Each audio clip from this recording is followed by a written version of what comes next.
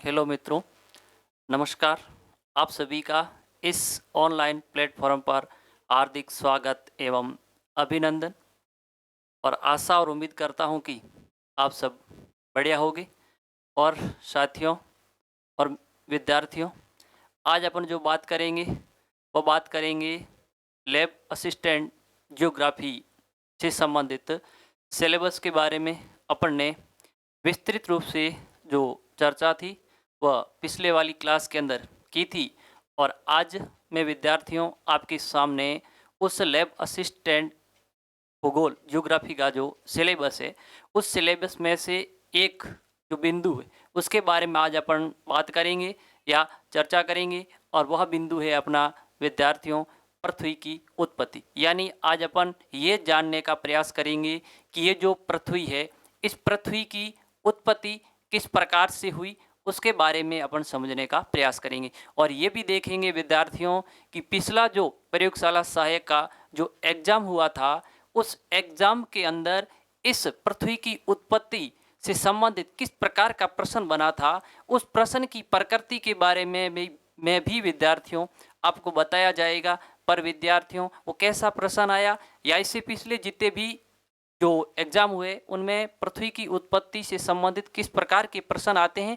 उन सभी प्रकार के जो प्रश्न है पिछले ईयर के सभी प्रकार के प्रश्नों के बारे में अपन चर्चा भी करेंगे। पर विद्यार्थियों पहले इस बिंदु को पढ़ेंगे और उसके बाद में अपन इससे संबंधित किस प्रकार के प्रश्न बन सकते हैं संभावित आने वाले एग्जाम के अंदर, उन सभी प्रश्नों के बारे में अपन चर्चा है वह करेंगे। तो बिना देरी किए हुए अपन बात करते हैं कि पृथ्वी की उत्पत्ति किस प्रकार से हुई। जब विद्यार्थियों पृथ्वी की उत्पत्ति के बारे में बात करते हैं तो अपन ये भी देखेंगे कि पृथ्वी है क्या। पहले तो ये भी जानने का प्रयास, जब अपने को ये भी जानकारी नहीं है कि पृथ्वी क्या है, तो हमें ये थोड़ा सा एक अधूरा सा लगता है पृथ्वी की उत्पत्ति के बारे में जानकारी प्राप्त करना। इसलिए हम सबसे पहले ये समझने का प्रयास करेंगे कि पृथ्वी क्या है, या पृथ्वी जैसा और भी कोई जैसे मान लो अपन पृथ्वी ग्रह है, तो ऐसे भी और भी कोई तो कोई ग्रह होगा। तो उन ग्रहों की जिस प्रकार से उत्पत्ति हुई होगी वैसे वैसे पृथ्वी की भी उत्पत्ति हुई होगी। तो अपन ये समझते हैं कि सबसे पहले आपको दिख रहा है विद्यार्थियों कि पृथ्वी की उत्पत्ति। जब मैं पृथ्वी की उत्पत्ति की बात करता हूं तो इसमें अपन दो बात समझेंगे। सबसे पहले ये देखेंगे कि पृथ्वी क्या है।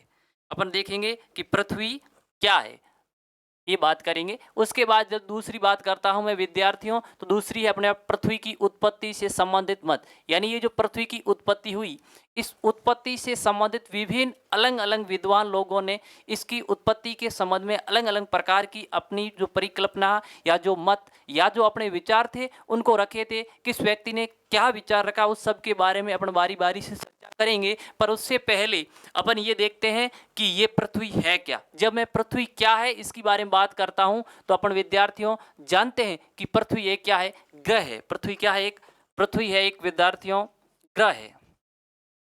अब बात मैं ये करता हूं कि ग्रह क्या है। अपन ने ये तो जान लिया कि पृथ्वी एक ग्रह है, तो ग्रह क्या है। जब ग्रह क्या इसकी मैं बात करता हूं विद्यार्थियों, तो ग्रह जो सूर्य जो तारा होता है विद्यार्थियों, जैसे यहाँ अपन पृथ्वी की बात करेंगे, ग्रह यानी ग्रह की बात करें तो जैसे मान लो अपने सूर्य, सूर्य क्या है विद्यार्थियों, सूर्य तारा है।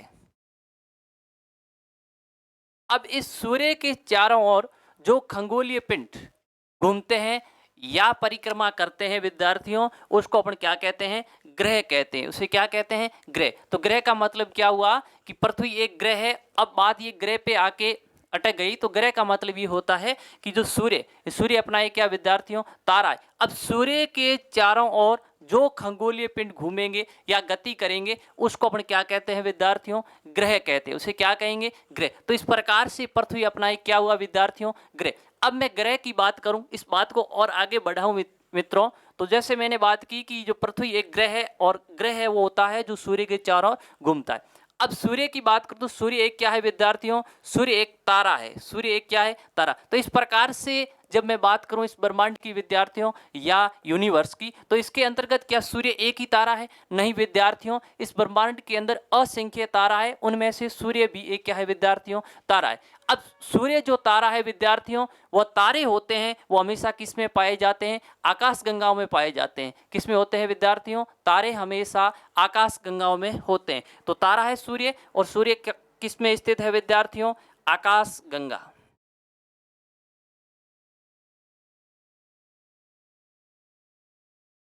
आकाश गंगा, या इस आकाश गंगा को विद्यार्थियों अपन कह सकते हैं मंदाकिनी।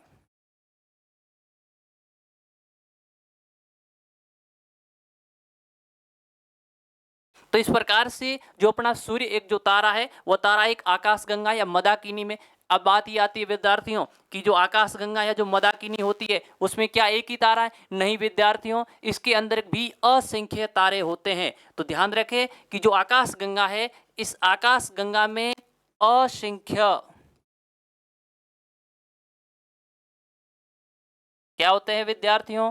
तारा। तो इसी प्रकार से हमारा सूर्य भी एक तारा है जो इस आकाश गंगा में स्थित है। अब बात ये करते हैं विद्यार्थियों, क्या इस ब्रह्मांड में आकाश गंगा भी एक ही है? कि जिस प्रकार से सूर्य जिस आकाश गंगा के अंदर स्थित है उस आकाश गंगा का नाम क्या है विद्यार्थियों? जानते हैं हम कि उस आकाश गंगा का जो नाम है वह नाम है मिल्की वे कहते हैं। यानी अपना जो सूर्य तारा जिस आकाश गंगा में स्थित है उस आकाश गंगा का नाम क्या है? मिल्की वे, या जिसको अपन कहते हैं दूध मेखला।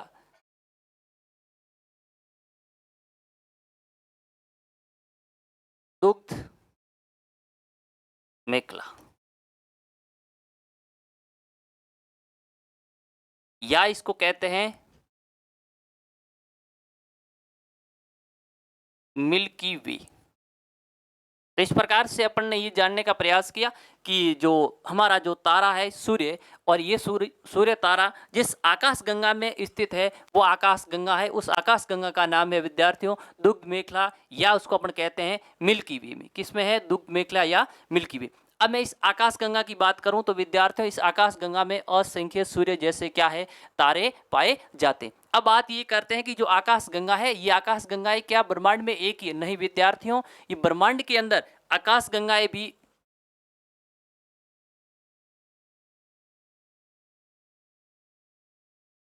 असंख्य होती है।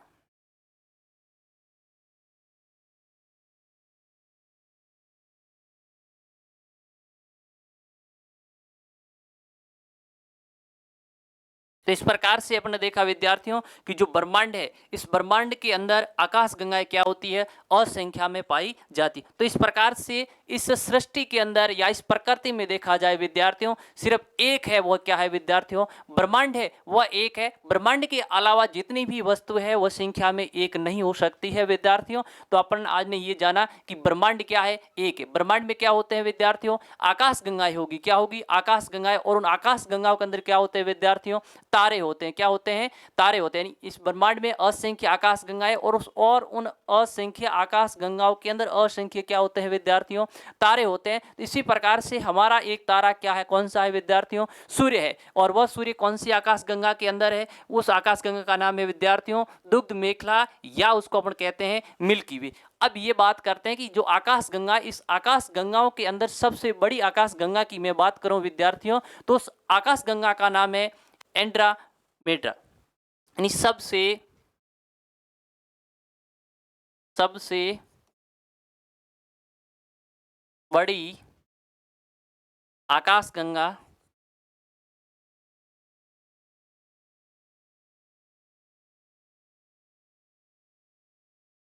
एंड्रोमेडा। ये जो आकाश गंगा है विद्यार्थियों, ये सबसे आकार में सबसे बड़ी आकाश गंगा है। अब सूर्य, अपन जब सूर्य की बात करते हैं मित्रों तो ये जो सूर्य है, ये सूर्य है, इस सूर्य के चारों ओर कौन घूमेंगे विद्यार्थियों? ग्रह। तो सौर मंडल, एक शब्द आएगा सौर मंडल, सौर मंडल आएगा। सौर मंडल का मतलब होता है सूर्य के जो सदस्य है, यानी सूर्य के सदस्य, उस सूर्य के सदस्य को अपन क्या कहते हैं? सौर मंडल के नाम से जानते हैं। ये जो सूर्य, इसके सूर्य के सदस्य कौन बने? सूर्य का परिवार या सूर्य के जो सदस्य होंगे वह सभी खगोलीय पिंडों को सम्मिलित रूप से अपन क्या कहते हैं? सौर मंडल कहा जाता है। क्या कहा जाता है? सौर मंडल। तो सौर मंडल का मतलब हुआ जो सूर्य के सदस्य, जिसके अंदर जब सूर्य के सदस्यों की बात करते हैं विद्यार्थियों तो सौर मंडल की बात कर लूं मैं,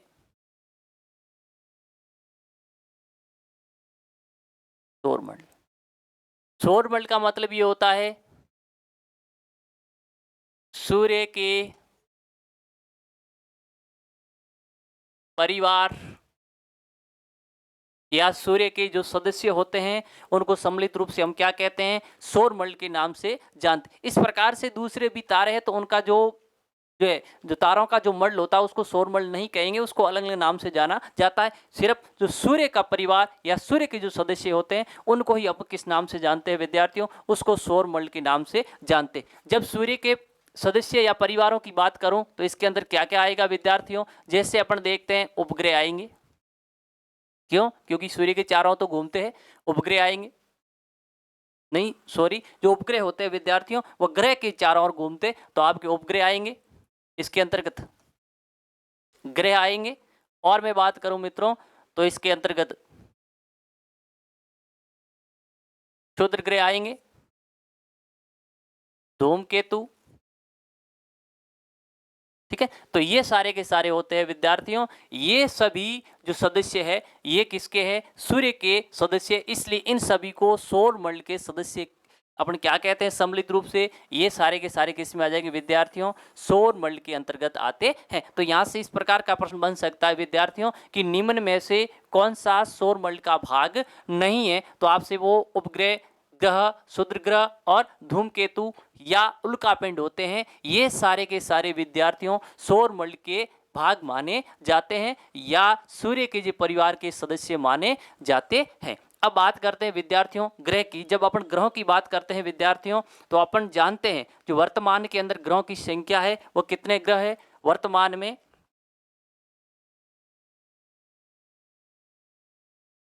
वर्तमान में ग्रह की जो संख्या है विद्यार्थियों कितनी है, 8 ग्रह। कितने ग्रह है विद्यार्थियों, 8 ग्रह। तो आज अपन जो पढ़ने वाले हैं वो यही पढ़ने वाले हैं विद्यार्थियों कि ये जो ग्रह है इन ग्रहों की उत्पत्ति किस प्रकार से हुई, यानी यह ग्रह किस प्रकार से बने। उन 8 ग्रहों में से एक अपना ग्रह है, वो विद्यार्थियों कौन सा ग्रह है, वह ग्रह है पृथ्वी। और आज अपन विस्तृत रूप से चर्चा करेंगे कि इन ग्रहों के अंदर जो पृथ्वी है दूसरे ग्रहों की उत्पत्ति हुई विद्यार्थियों, वैसे वैसे इस पृथ्वी ग्रह की भी क्या हुई होगी, उत्पत्ति हुई होगी। तो इसलिए हमें इन दूसरों ग्रहों के बारे में, उत्पत्ति के बारे में अगर जानकारी है तो हम पृथ्वी की उत्पत्ति के बारे में भी जानकारी प्राप्त है वो कर सकते हैं। तो हम ये समझेंगे कि ये जो 8 ग्रह है वो 8 ग्रह कौन कौन से विद्यार्थियों। जब मैं 8 ग्रहों की बात करूं विद्यार्थियों तो अपन बात करते बुध ग्रह, शुक्र, बुध, शुक्र, पृथ्वी, मंगल, बृहस्पति, शनि, अरुण और वरुण। और जो प्लेटो भी ग्रह था विद्यार्थियों पर 2000 सितंबर 2006 के अंदर इसको ग्रह की श्रेणी से हटा दिया गया, ठीक है विद्यार्थियों। तो इस प्रकार से वर्तमान में कितने ग्रह है, वर्तमान में ग्रहों की संख्या 8 है। और प्लूटो को ध्यान रखें विद्यार्थियों, सितंबर 2006 के अंदर इसको ग्रह की श्रेणी से हटा दिया और वर्तमान में किस ग्रह की श्रेणी में, किस में डाल दिया गया विद्यार्थियों, उसको बौने ग्रह की श्रेणी के अंदर डाल दिया गया। अब ये भी ध्यान रखें कि कोई भी खगोलीय जो पिंड होता है उसको ग्रह है या बौने ग्रह, इसका निर्धारण कौन करेगा कि ये ग्रह की श्रेणी, जो भी खगोलीय पिंड है ये खगोलीय पिंड ग्रह की श्रेणी में आएगा या फिर बौने ग्रह की श्रेणी में आएगा, इसका जो निर्धारण करने का काम करता है वो विद्यार्थी एक संस्था है और उन संस्था का नाम है अंतर्राष्ट्रीय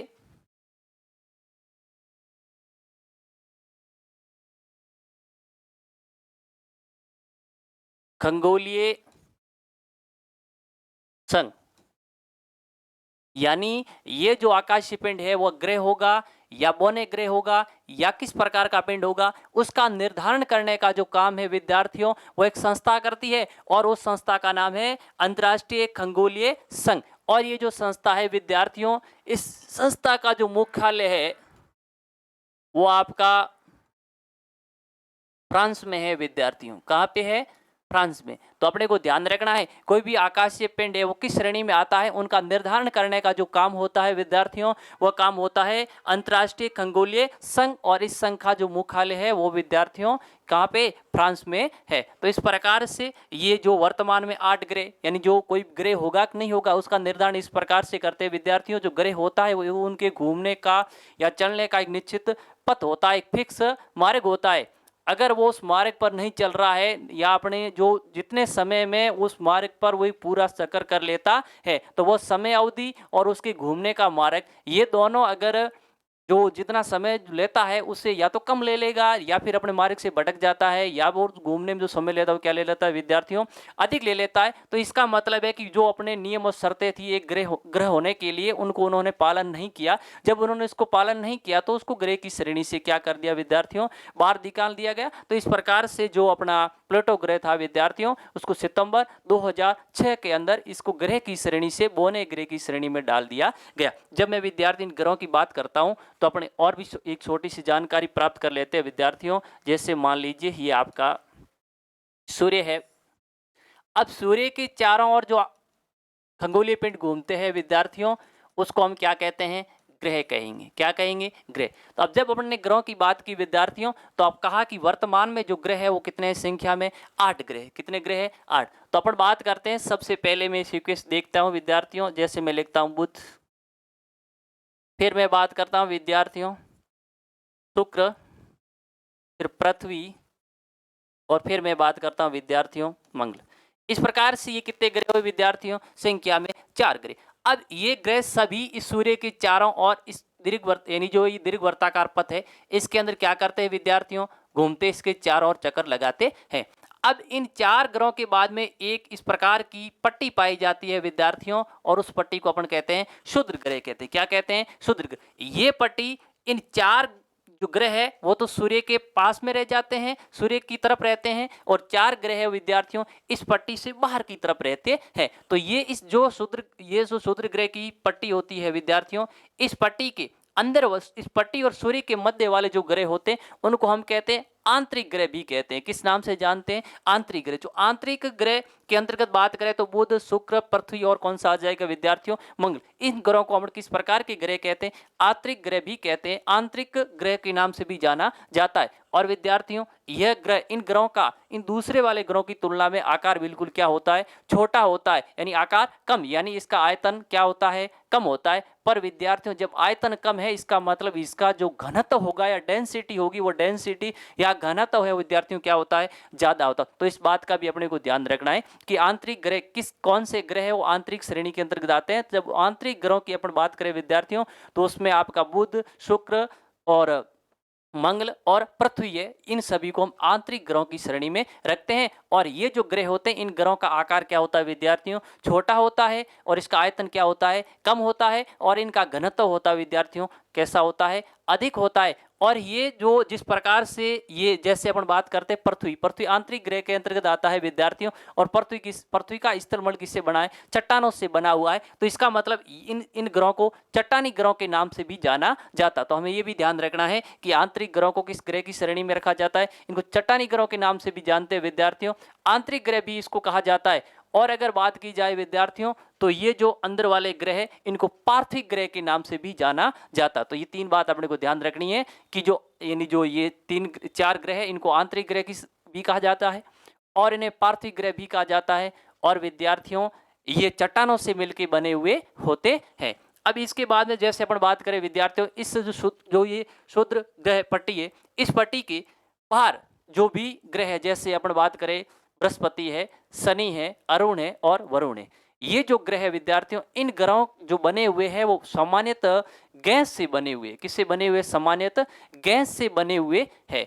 तो ये मुख्य रूप से इनमें जो गैसें होती है, वो अपन गैस की बात करें विद्यार्थियों, तो हाइड्रोजन और हीलियम, यानी मूलतः ये किससे, यानी इससे बाह्य ग्रह, इसलिए इन ग्रहों को किस श्रेणी में रखा जाता है विद्यार्थियों, उन 4 ग्रहों को बाह्य ग्रहों के नाम से भी जाना जाता है। और ये ग्रह सामान्य विद्यार्थियों गैस से बने हुए होते हैं। और गैस की बात की जाए विद्यार्थियों, उसमें अधिकांश मात्रा में जो गैस होती है हाइड्रोजन और कौन सी गैस होती है, हीलियम गैस से विद्यार्थियों पाई जाती। गैस से बने हुए होने के कारण विद्यार्थियों इन ग्रहों को जोवियन ग्रह के नाम से भी जाना जाता है। किस प्रकार के ग्रह कहते हैं, बाह्य ग्रहों को जोवियन ग्रह के नाम से भी जाना जाता है विद्यार्थियों। और अपन देखें तो इन ग्रहों का जो आकार और जो विद्यार्थियों आयतन है, वो आंतरिक ग्रहों की तुलना में क्या होता है, ज्यादा होता है, परंतु इनका जो घनत्व है विद्यार्थियों क्या होता है, कम होता है। तो इस प्रकार से हम इन ग्रह के बारे में बात की। इन्हीं में से एक हमारा पृथ्वी भी क्या है विद्यार्थियों, ग्रह है। तो अपन पृथ्वी की उत्पत्ति किस प्रकार से हुई, तो इन बात को आप ध्यान रखें विद्यार्थियों कि इस ब्रह्मांड में बात की जाए तो इस प्रकृति या इस सृष्टि के अंदर ब्रह्मांड एक है। ब्रह्मांड में क्या होती है विद्यार्थियों, आकाश गंगा है। जो आकाश गंगाओं की संख्या क्या है विद्यार्थियों, अनिर्धारित है, जिसका हम निर्धारण नहीं कर सकते कितनी क्या है।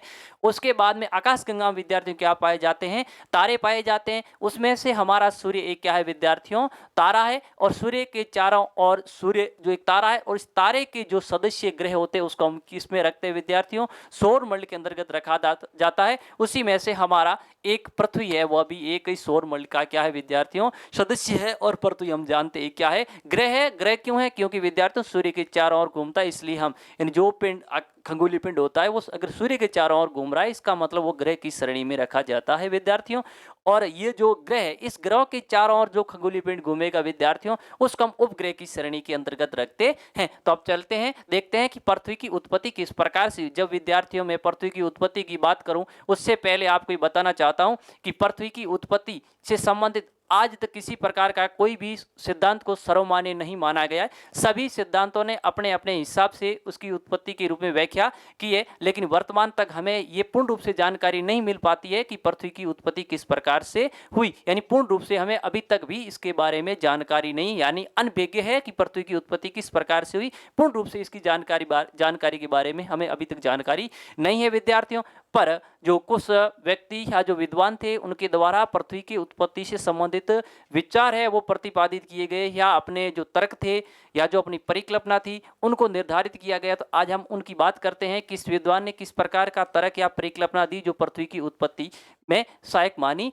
पृथ्वी की उत्पत्ति से संबंधित बात करते हैं, तो इसके अंदर अपन देखते हैं सबसे पहले विद्यार्थियों, तो अब देखते हैं, एक थी धार्मिक संकल्पना और एक थी विद्यार्थियों वैज्ञानिक संकल्पना। इन दो प्रकार की विचारधारा का प्रतिपादन हुआ। पर विद्यार्थियों सबसे पहले जिस प्रकार की विचारधारा का प्रतिपादन हुआ वह विचारधारा है धार्मिक संकल्पना। यानी धार्मिक कॉन्सेप्ट क्या है, वो धार्मिक कॉन्सेप्ट ये कहता है विद्यार्थियों, इसके अंतर्गत अपन बात करें तो इस विचारधारा की उत्पत्ति लगभग अपन देखें विद्यार्थियों तो ये 17वीं शताब्दी के आसपास की बात है।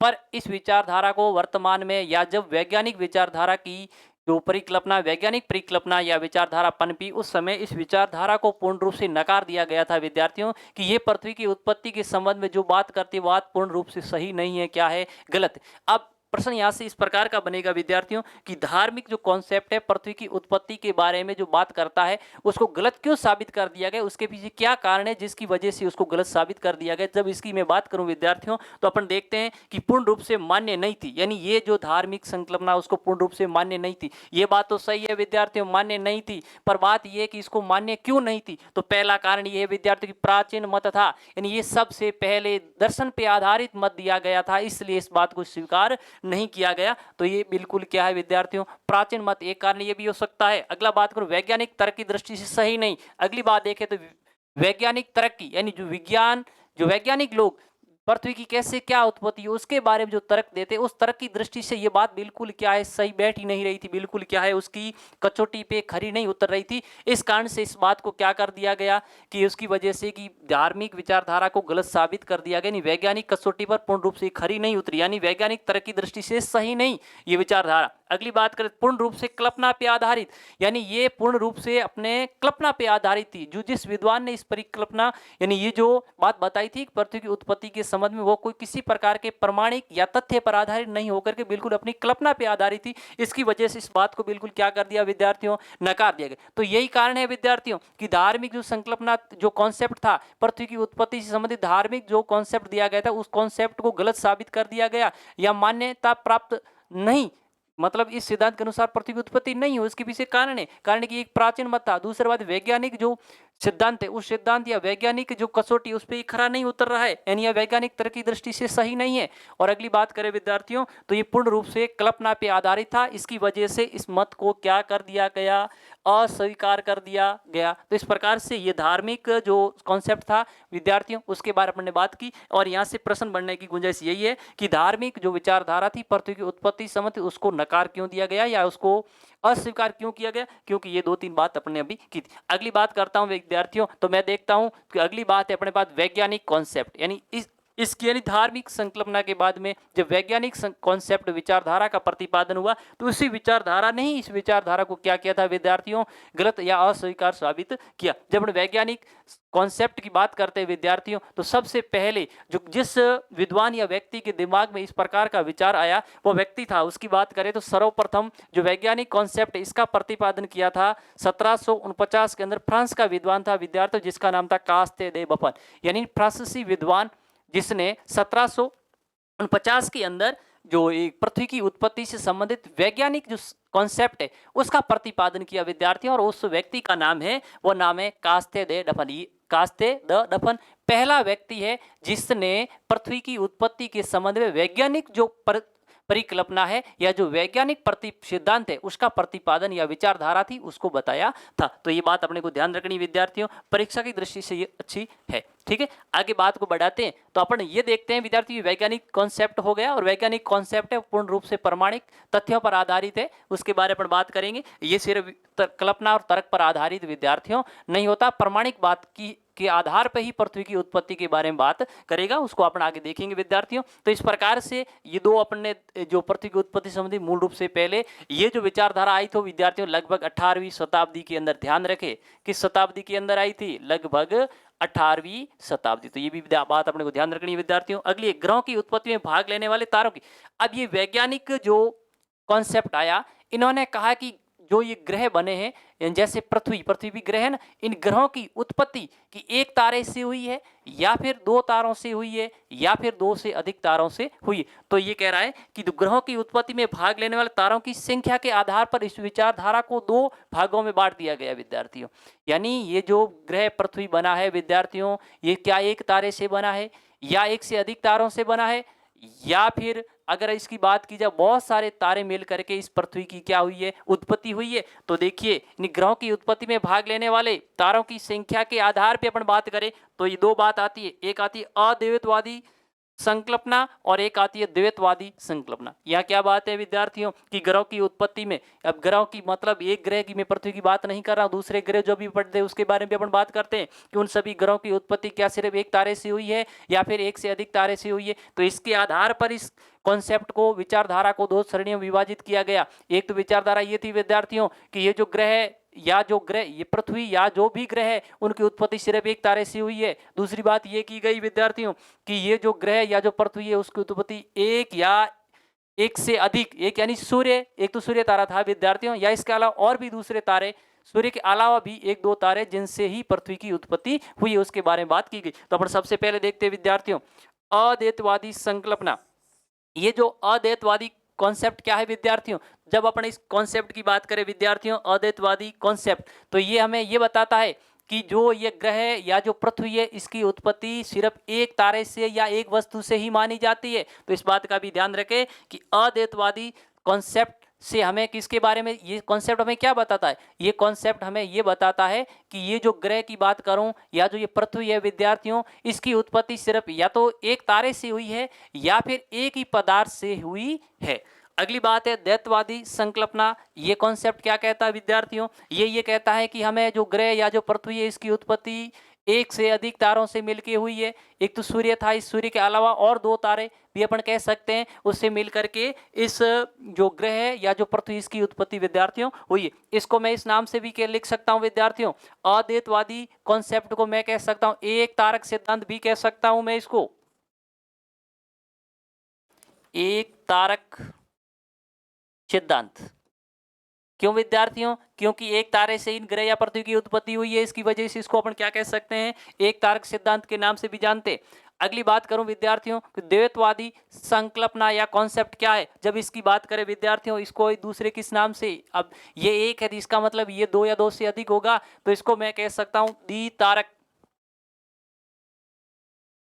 या इसको आप ये भी द्वैतारक या द्वितारक सिद्धांत भी कह सकते हैं। यानी इसकी उत्पत्ति सूर्य के अलावा और भी तारों से मिलकी हुई है, इस कारण से ये एक तारक सिद्धांत हो जाएगा, ये द्वितारक सिद्धांत हो जाएगा। तो इस प्रकार से ये जो ग्रहों की उत्पत्ति में भाग लेने वाले तारों की संख्या के आधार पे अपन ने देखा था कि इनकी दो विचारधाराएं पनपी, एक तो एक तारे से ग्रहों या पृथ्वी की उत्पत्ति और दूसरी एक या एक से एक से अधिक तारों से पृथ्वी की या ग्रह उसकी उत्पत्ति किस प्रकार से हुई। अब देखते हैं विद्यार्थी अपने इस बात को आगे बढ़ाते हैं और अगली बात ये देखते हैं कि सबसे पहले है अपने पास अद्वैतवादी संकल्पना, यानी अद्वैतवादी कॉन्सेप्ट क्या कहता है विद्यार्थियों कि इस संकल्पना के अनुसार ग्रह तथा पृथ्वी की उत्पत्ति एक ही तारे या वस्तु से मानी जाती है।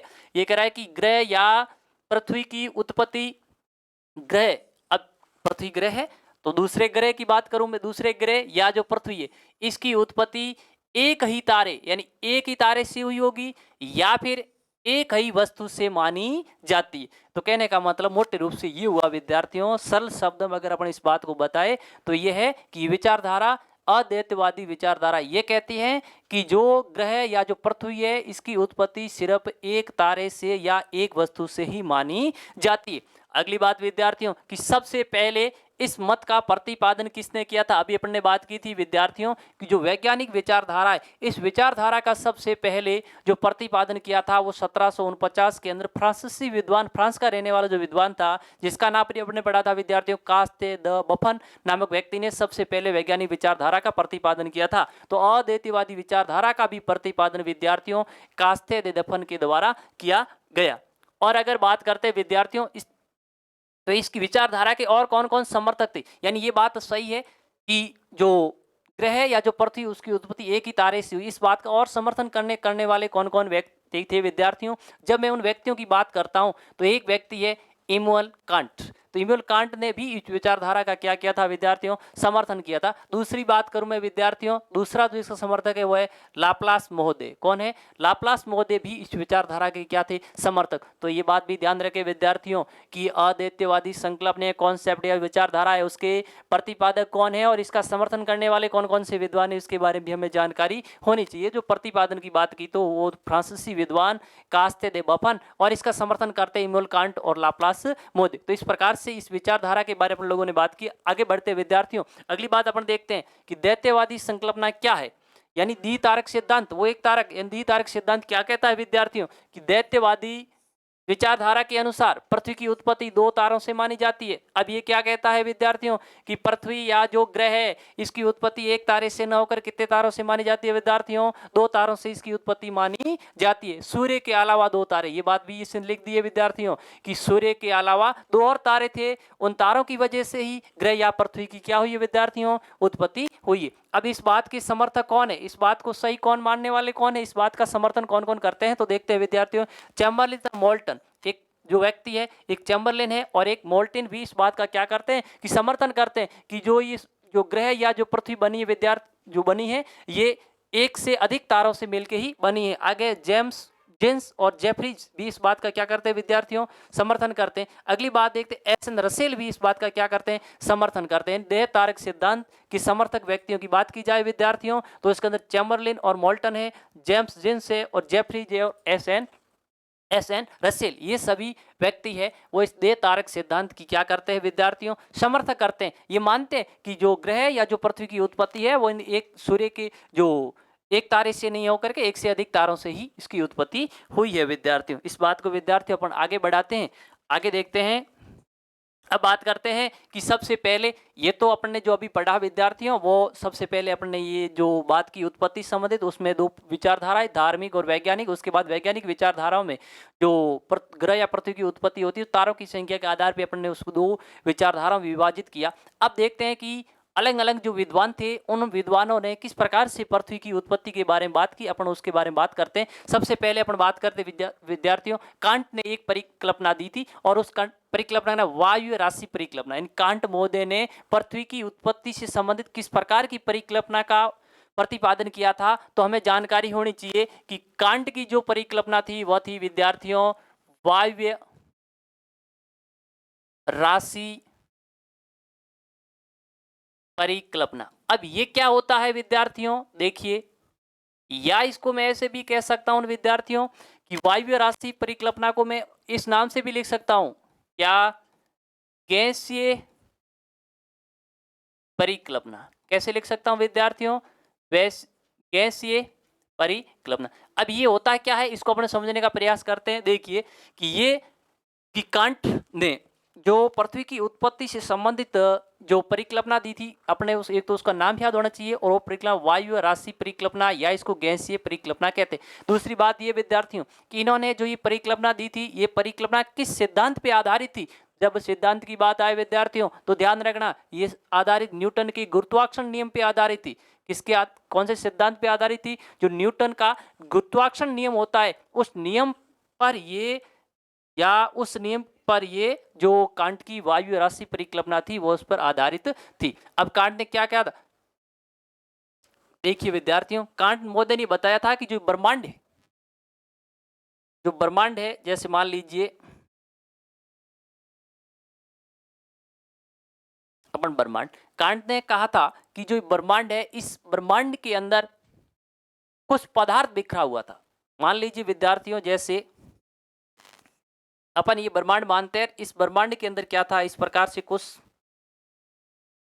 बहुत सारा इस प्रकार से क्या बिखरा हुआ था विद्यार्थियों, इस ब्रह्मांड, ये पूरा ब्रह्मांड मान लेते हैं अपन, और इसके अंदर इस प्रकार से बहुत सारा क्या बिखरा हुआ था, कुछ पदार्थ है वो बिखरे हुए थे। पर विद्यार्थियों ये जो पदार्थ बिखरे हुए थे ना, वो पदार्थ कांट महोदय के अनुसार इन पदार्थ को उसने नाम दिया था आद्य पदार्थ।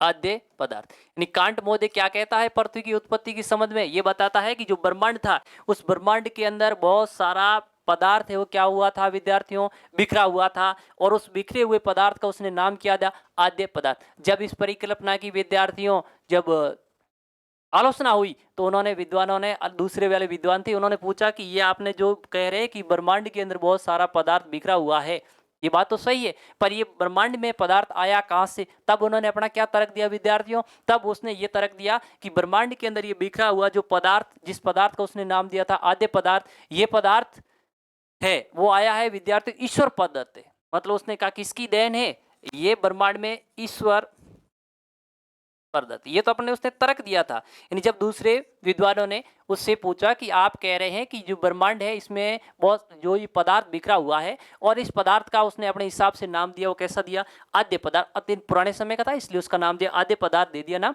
पर विद्यार्थियों जब पूछा गया तो ये पदार्थ आया कहाँ से, तब उनको उसका तर्क था कि ये जो पदार्थ है ब्रह्मांड में बिखरा हुआ ये ईश्वर पदार्थ है, यानी ईश्वर के द्वारा ही इसकी उत्पत्ति, इन पदार्थों की उत्पत्ति हुई। किसके द्वारा हुई है विद्यार्थियों?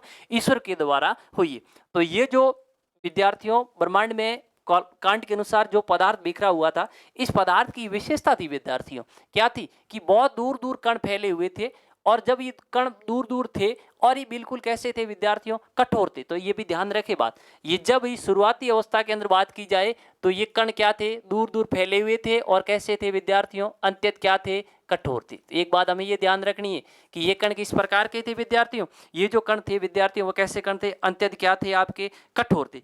अगली अगर अपन बात करें विद्यार्थियों, ये कण की बात करूं कैसे थे, गतिहीन थे, दूर दूर बिखरे हुए थे, इनकी कोई गति थी नहीं, यानी कैसे थे ये, गतिहीन थे।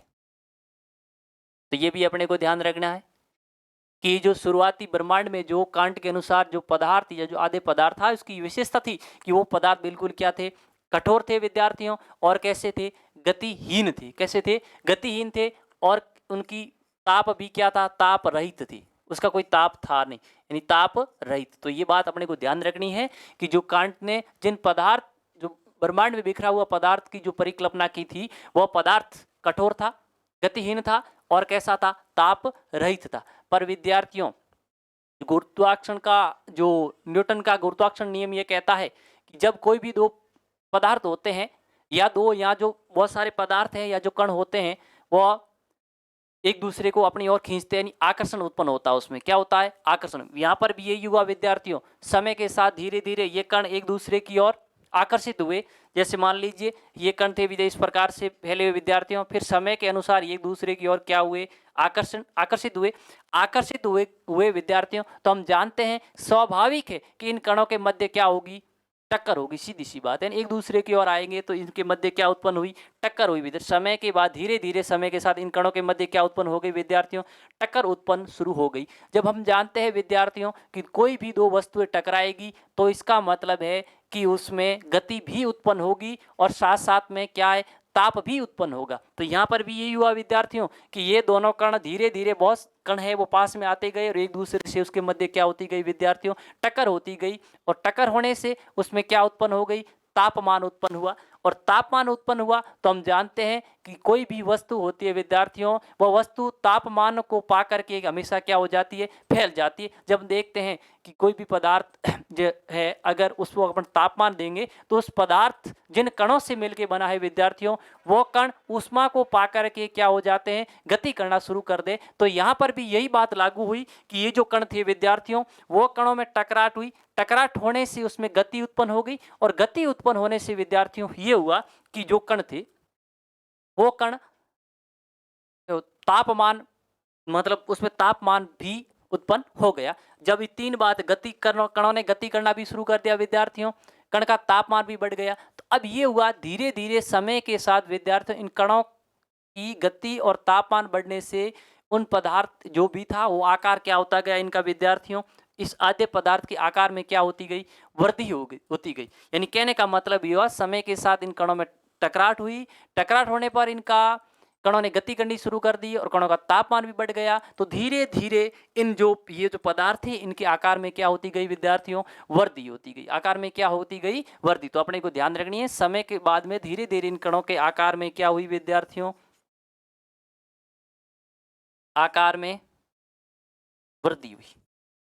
या मैं ऐसे कह सकता हूं कि इनका जो आयतन था, कणों का आयतन क्या हो गया, बढ़ गया। जब आयतन बढ़ा तो विद्यार्थियों हम जानते हैं कि यहाँ पर एक और समस्या उत्पन्न हो गई कि ये इसका इतना बड़ा आकार हुआ कि इसके अंदर वाले कण से, जैसे ये जो कण थे जिनका आकार बढ़ गया, आकार जैसे मान ले ये जो इसका आकार क्या हो गया विद्यार्थियों, बहुत बड़ा हो गया। जब आकार बहुत बड़ा हुआ विद्यार्थियों तो इसके केंद्र वाले जो कण थे वह कण इसके टक्कर लगाएगा, ये ऐसे ऐसे बाहर की ओर, इस प्रकार से एक जो कण है वो बाहर की ओर जाना शुरू हो गए। यानी कहने का मतलब है कि अंदर वाले कणों के द्वारा उसके पास वाले कणों को बाहर की ओर धक्का लगाना शुरू कर दिया, जिसको साइंस की भाषा में यहाँ पे एक विशेष प्रकार का विद्यार्थियों बल उत्पन्न होता है और उस बल को हम कहते हैं केंद्र अपसारी बल। क्या कहते हैं, केंद्र अपसारी बल। तो इन केंद्र अपसारी बल के कारण ये जो कण थे विद्यार्थियों, वह कण बाहर की ओर गति करना शुरू कर दे। तो धीरे धीरे क्या हुआ विद्यार्थियों, इन कणों ने बाहर की ओर गति करना शुरू कर दिया। तो फिर समय के साथ में विद्यार्थियों जैसे और गति बढ़ती गई और तापमान बढ़ता गया, तो ऐसा हुआ विद्यार्थियों कि बाहर का जो पदार्थ बना विद्यार्थी, संगठित होने से, इसके इन कणों के संगठित होने से जो पदार्थ बना, तो उसके अंदर का तापमान तो ज्यादा रहा विद्यार्थियों और बाहर का तापमान क्या रह गया विद्यार्थियों, कम हो गया। और कम होने पर ये बाहर की जो परत थी विद्यार्थियों, वह परत अंदर वाले कण जिस गति से घूम रहे थे उसका ये बाहर वाले कण है वो क्या नहीं दे पाए विद्यार्थियों, साथ नहीं दे पाए, उस गति से घूम नहीं पाए। तो विद्यार्थियों ऊपर वाली जो पट्टी थी वो चल्ले के रूप में इससे क्या हो गई विद्यार्थियों, अलग हो गई। यानी ये ऊपर की जो पट्टी थी वो इस चल्ले के रूप में विद्यार्थियों क्या हो गई, इस प्रकार से वो पट्टी अलग हो गई। क्यों हो गई, क्योंकि ये जो पदार्थ है इसके केंद्र में कणों की टकराट ज्यादा होने से उन्होंने ऊपर वाले कणों को बाहर की ओर धकेलना शुरू किया। तो उससे अंदर से जो बल लग रहा है विद्यार्थियों उसको कहते हैं केंद्र अपसारी बल। तो ये कि केंद्र अपसारी बल की वजह से, और दूसरी बात ये हुई विद्यार्थियों कि जो बाहर की ओर कण है उनका अंदर की ओर कणों की तुलना में तापमान क्या होगा, कम होगा।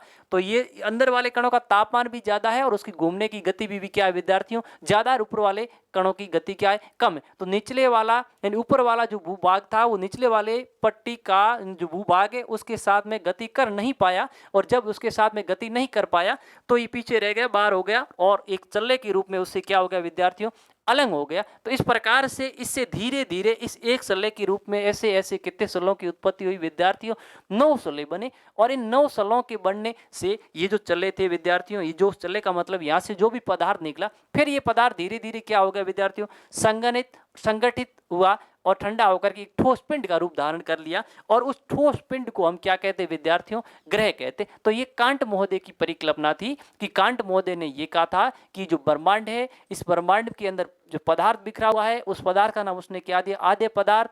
और ये पदार्थ जब शुरुआत की बात की जाए उस समय बिल्कुल कैसा था विद्यार्थियों, कठोर था, इनका तापमान रहित था। और बात की जाए विद्यार्थियों तो ये गतिहीन था, और समय के साथ आकर्षण बल की वजह से ये कण पास पास में आते गए, और जब कण पास पास में आते गए तो कणों के मध्य टक्कर उत्पन्न हुई। टक्कर उत्पन्न होने से कणों में गति उत्पन्न हो गई और ताप भी उत्पन्न हो गया। तो कालांतर में और समय के साथ साथ में धीरे धीरे इन पदार्थों के आकार में क्या हुई, वृद्धि हुई। जब इनके आकार में वृद्धि हुई विद्यार्थियों, तो अंदर की ओर जो कण थे, पदार्थ कणों से मिलकर बना हुआ, अंदर की ओर जो कण थे वो कणों ने टकराट करनी, मतलब अंदर के कणों ने उसके पास वाले कणों को बाहर की ओर धकेलना शुरू कर दिया।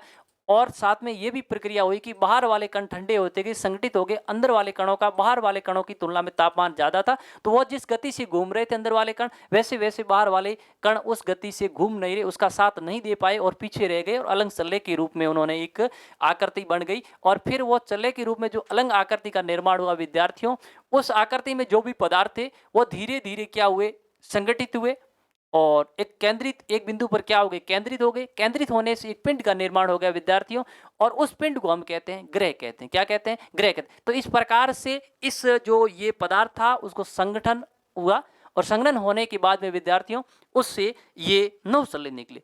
तो इसी बात का भी ध्यान रखें, एक सल्ले से 9 ग्रहों की उत्पत्ति नहीं हुई विद्यार्थियों, इससे 9 सल्ले निकले, और 9 सल्लों से 9 प्रकार के ग्रहों की उत्पत्ति हुई। तो ये बात तो कौन कहता है विद्यार्थियों, ये बात कहता है कांट मोदेन। और विद्यार्थियों एक बात और ध्यान रखिए, कांट मोदेन तो यहाँ तक कह दिया था कि जो मुझे कोई भी पदार्थ दो और उसे संसार बना देता हूं, यानी वो कांट मोदे कहता है कि मुझे कोई भी पदार्थ आप दीजिए, मैं किसकी रचना कर देता हूं, सृष्टि की रचना कर देता हूं। यहां तक बात है कांट मोदे ने बोल दी थी। तो ये थी विद्यार्थियों कांट की जो परिकल्पना पृथ्वी के उत्पत्ति से संबंधित। ये आधारित किस पे थी, न्यूटन के गुरुत्वाकर्षण के नियम पे आधारित थी विद्यार्थियों। और कांट की वायु राशि परिकल्पना के अनुसार पृथ्वी की उत्पत्ति केंद्र अपसारी बल से अलग हुए सल्ले पदार्थों के एक केंद्र पर संगठित होकर ठोस पिंड का निर्माण हुआ, और जिससे ग्रह कहा जाता है। ये कह रहा है कि केंद्र अपसारी बल, यानी अपने बात की थी, यानी ये जो कण केंद्र है इसकी वजह से कणों को बाहर की ओर धकेला जाता है या बाहर की ओर धक्का दिया जाता है, जिसको साइंस में ये जो बल लगता है विद्यार्थियों, इस बल को केंद्र अपसारी बल के नाम से जानते हैं।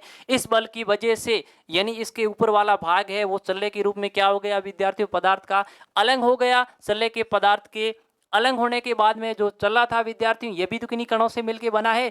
इनका तापमान बगैर धीरे धीरे क्या हो गया, कणों की गति, तापमान कम होता गया, और ये क्या हो गया विद्यार्थियों, एक बिंदु पर क्या हो गया, संगठित हो गया। यानी केंद्र पर क्या हो गया, संगठित होकर के एक ठोस पिंड का निर्माण हुआ, और उस ठोस पिंड को हम क्या कहते हैं विद्यार्थियों, ग्रह कहते हैं। इसी प्रकार से पृथ्वी की ग्रह की, पृथ्वी भी ग्रह है, इस प्रकार से ग्रहों की विद्यार्थियों उत्पत्ति हुई।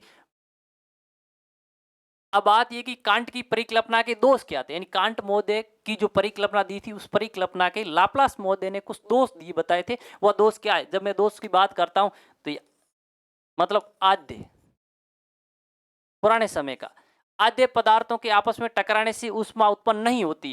यानी ये कह रहा है कि बात ये कि इसने ये कहा था कि कांट महोदय ने कहा था कि जब पदार्थ आपस में टकराएगा तो उससे क्या उत्पन्न होता है, ताप या ऊष्मा उत्पन्न होती है, लेकिन वैसा होता नहीं। तो इसकी एक ही कमी थी। दूसरी कि कणों के आपस में टकराने से गति भी उत्पन्न नहीं हो सकती।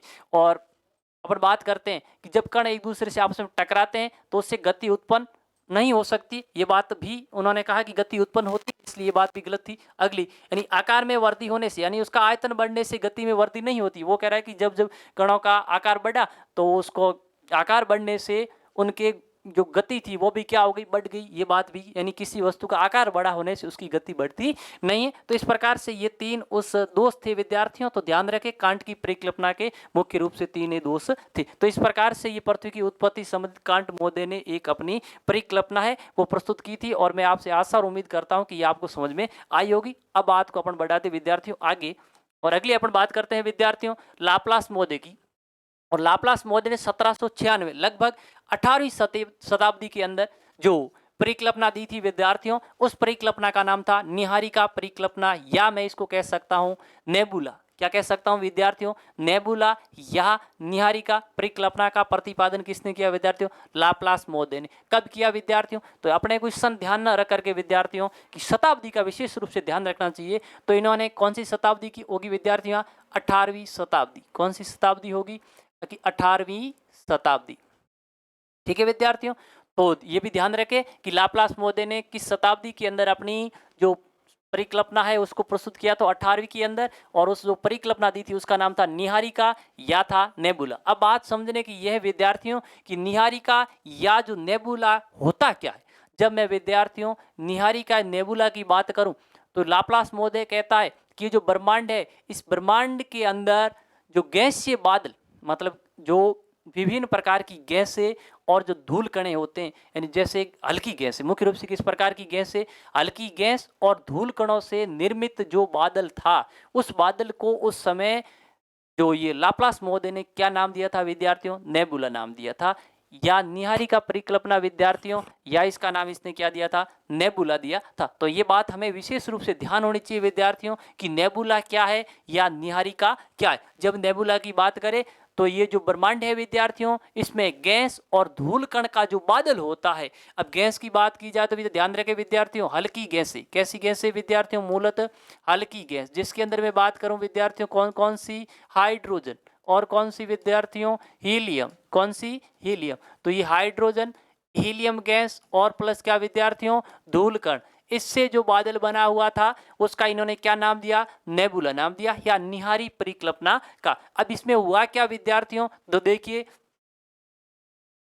अब इसने क्या किया, कांट की परिकल्पना में व्याप्त दोष थे, उन दोषों को दूर करने के लिए लाप्लास मोदे ने कौन सी परिकल्पना दी थी, निहारिका परिकल्पना का प्रतिबद्ध। तो ध्यान रखें कि कांट मोदे की परिकल्पना में, वायु राशि परिकल्पना में जो दोष थे, उन दोषों को दूर करने के लिए किस विद्वान द्वारा किस प्रकार की परिकल्पना का निर्माण किया गया। तो ध्यान रखने लाप्लास मोदे ने जो निहारिका परिकल्पना थी, उस परिकल्पना में कांट की जो वायु राशि की परिकल्पना में जो दोष है उसको दूर करने का क्या किया गया विद्यार्थियों, प्रयास किया गया। तो शुरुआत से ही नेबुला, अब इसमें क्या कहा, नेबुला का मतलब इसने कहा कि जैसे मान लीजिए विद्यार्थियों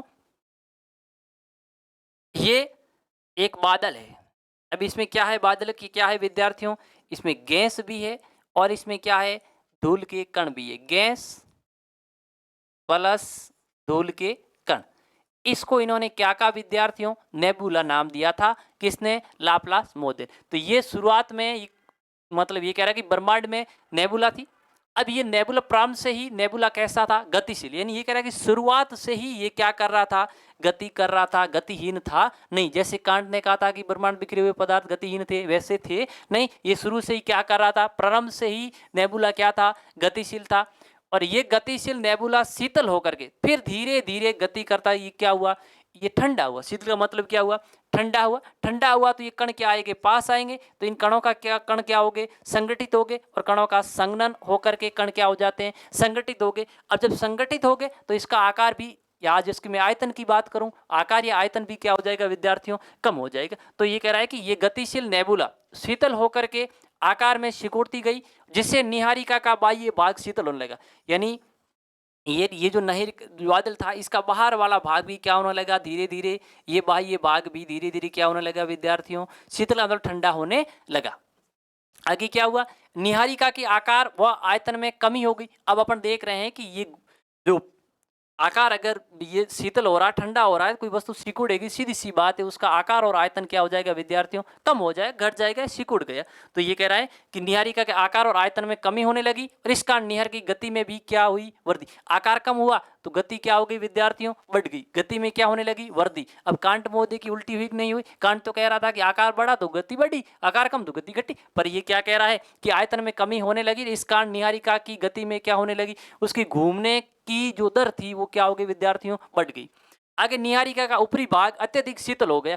ये कह रहा है निहारिका के अंदर वाले भाग की तुलना में इसका बाहर वाला भाग अत्यधिक क्या हो गया, ठंडा हो गया, अत्यधिक क्या हो गया विद्यार्थियों, शीतल हो गया। तो हुआ क्या, तो निहारिका का ऊपरी भाग अत्यधिक शीतल हो गया, और ये ऊपरी भाग निचले भाग के साथ भ्रमण नहीं कर पाया। अब ये हुआ कि निचले वाले भाग की तुलना में ऊपर वाला भाग अत्यधिक ठंडा हो गया। ठंडा होने पर निचले वाला भाग जिस दर से गति कर रहा था, उस दर से ये ऊपर वाला भाग गति नहीं कर पाया। तो इसका मतलब है कि ये ऊपर वाला भाग नीचे वाले भाग के साथ में गति नहीं कर पा रहा है या घूम नहीं रहा है। तो ये हुआ विद्यार्थियों कि ये ऊपरी भाग निहारिका से चल्ले के रूप में अलग होने लगा। यानी धीरे धीरे ये भाग है वो इस निहारिका से इस रूप में क्या होने लगा, ऐसे विद्यार्थियों अलग होने लग गया। क्यों? क्योंकि ये उसके साथ में घूम पाया नहीं। तो ये ऊपरी भाग निहारिका से चल्ले के रूप में अलग होने लगा और कुछ समय बाद में निहारिका से क्या हो गया, धीरे और समय के बाद में धीरे धीरे बिल्कुल निहारिका से पूर्ण रूप से क्या हो गया विद्यार्थियों, ये भाग अलग हो गया और गोल चला निहारिका का चक्कर लगाने लगा। अब अलग हुआ और ये इसे जो भाग अलग हुआ वो भाग, ये जो भाग अलग हुआ मान लो ये भाग इस जो ये निहारिका थी या जो गैसीय बादल था इसके चारों ओर घूमना क्या कर दिया विद्यार्थी, इसने शुरू कर दिया। यानी इस निहारिका के चारों ओर केवल एक ही चला निकला और बाद में मतलब घूमना शुरू कर दिया। यानी कहने का मतलब है कि वहां पे 9 चले निकले थे विद्यार्थियों, यहाँ पर सिर्फ एक चला निकला और उन्होंने निहारिका के चारों ओर क्या कर दिया, घूमना शुरू कर दिया। और ये चला जिन पदार्थों से मिलकर बना हुआ था धीरे धीरे पदार्थ क्या हुए, संगठित हुए। और इस चले के भी भाग धीरे धीरे कितने भाग हो गए विद्यार्थियों, 9 भाग हो गए। समय कितने भाग हो गए, 9 भाग। और उन 9 भागों ने भी इस निहारिका का जो ये निहारिका थी उसके चारों ओर घूमना क्या कर दिया, शुरू कर दिया। तो इस प्रकार से 9 ग्रहों की क्या हो गई विद्यार्थियों, उत्पत्ति हो गई थी। तो गोल चला निहारिका का चक्कर लगाने लगा और निहारिका से केवल एक ही चला निकला था और बाद में ये चला 9 चलों में क्या हो गया, विभाजित हो गया। चले के समस्त पदार्थ, यानी एक चला अलग निकला है तो वो भी पदार्थ से मिलकर बना है, वो जो पदार्थ थे समस्त पदार्थ ने एक स्थान पर एकत्रित होकर के गर्म वायु राशि का रूप धारण किया और धीरे धीरे ये शीतल होकर के ठोस पिंड के रूप में बन गया और जिसे हम क्या कहते हैं विद्यार्थियों, ग्रह कहा जाता है। तो ये परिकल्पना थी विद्यार्थियों, लाप्लास महोदय की परिकल्पना थी। तो इस प्रकार से ये अपने 2 परिकल्पनाओं के बारे में बात की विद्यार्थियों। ये दोनों की दोनों जो परिकल्पना है ये जो एक तारक यानी सिद्धांत है उसे संबंधित है। यानी इस परिकल्पना के अनुसार ग्रह या पृथ्वी की उत्पत्ति सिर्फ एक तारे से ही मानी गई है। अब देखते हैं दे तारक सिद्धांत के अंदर अपन बात को आगे बढ़ाते हैं विद्यार्थियों। अगली ही अपने पास है जिन्स और जेफरीज की परिभाषा।